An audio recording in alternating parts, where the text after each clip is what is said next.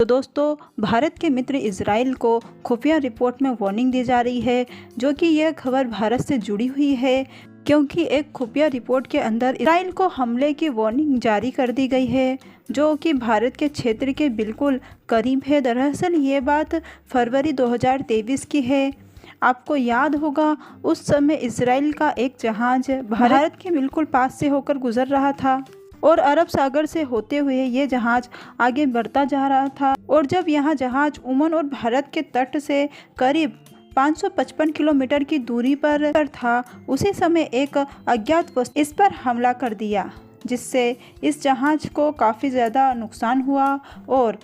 जब अमेरिका और इजराइल ने इसकी जांच की तो पता चला कि यह हमला ईरान के खतरनाक आत्मघाती ड्रोन से किया गया था और पहली बार इजराइल के किसी ऐसे कमर्शियल जहाज को ईरान की तरफ से निशाना बनाया जा रहा था। हालांकि इस मुद्दे को लेकर भारतीय नौसेना भी इजराइल के लिए तैयार थी,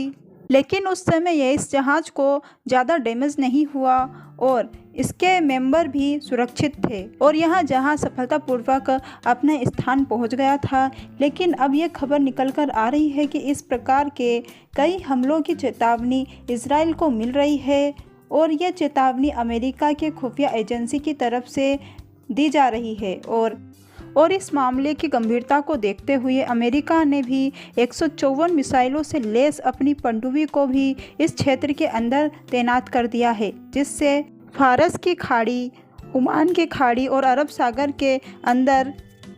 यदि इजराइल के किसी भी कमर्शियल और नागरिकों वाले जहाज पर हमला होता है तो यूएस की जो सबमरीन है वो इजराइल के जहाज़ों की रक्षा करेगी। और दोस्तों, आपको पता होगा कि ये जो क्षेत्र है भारत के काफ़ी ज़्यादा नज़दीक है, जिसके कारण से इंडियन नेवी भी चौकन्नी है, क्योंकि हमारे दोस्त इजराइल पर यदि किसी भी प्रकार का हमला होता है तो